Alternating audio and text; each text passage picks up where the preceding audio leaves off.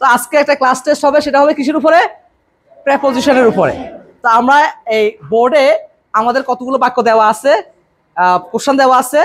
আমরা ছেলেদের থেকে একজনকে নিব এবং মেয়েদের থেকে একজনকে নিব। তো প্রথমে হচ্ছে আমি মিহাদুল ইসলাম, নাকি মিহাদুল ইসলামকে প্রথম যে 6টা বাক্য আছে সেটা সে ফিল আপ করবে প্রেপোজিশন দিয়ে। Okay, you are come here. I am Minhajul Islam Apu. I am a student of class 9 of Shuksir Mofizia High School. Today I am going to solve the board preposition. Let's begin start. I go to Mofizia High School with my friends by cycle 5 days in a week. Many students come to Rafino Language Club to learn English language 2 days in a week.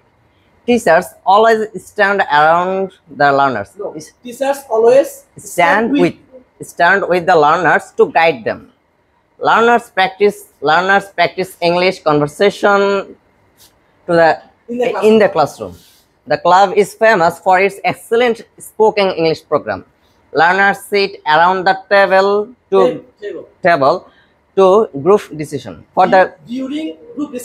During group discussion, students take part in different languages competitions.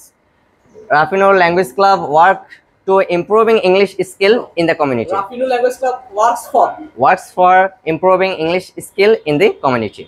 Okay, thank you very much. ওকে, আমাদের শিক্ষার্থী মাহিদুল চেষ্টা করছে উত্তর দেওয়ার জন্য, অনেক চমৎকারভাবে সে উত্তর দেওয়ার চেষ্টা করেছে। এখন আমরা তাসনিম জাহানকে আমাদের পরবর্তী যে প্যাসেজটা দেওয়া আছে সেটাকে সলভ করবে অ্যাকর্ডিং টু প্রেপোজিশন। ওকে, আসসালামু আলাইকুম। I am Tasnim Jahan. I am a student of Shuksir Mofizia High School. Now I am going to solve the preposition. Rafino Language Club is located in a beautiful students. In a beautiful place. In a beautiful place. The students gather at the club regularly.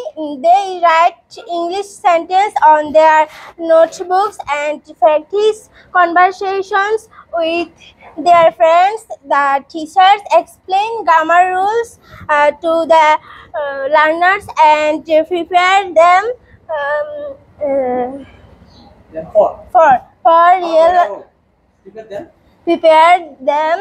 for real life communication.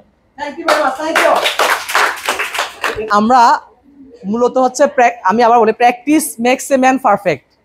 আমরা যদি নিয়মিত এই প্রেপোজিশনগুলো practice করি তাহলে আমাদের preposition সম্পর্কিত যে সমস্যাগুলো আছে সেগুলো আমরা ওভারকাম করতে পারবো। ঠিক আছে? আচ্ছা, প্রথমত হচ্ছে তোমাদেরকে খেয়াল রাখতে হবে, first of all you should go through the whole passage, then you should think, is this preposition or appropriate preposition or prepositional phrase?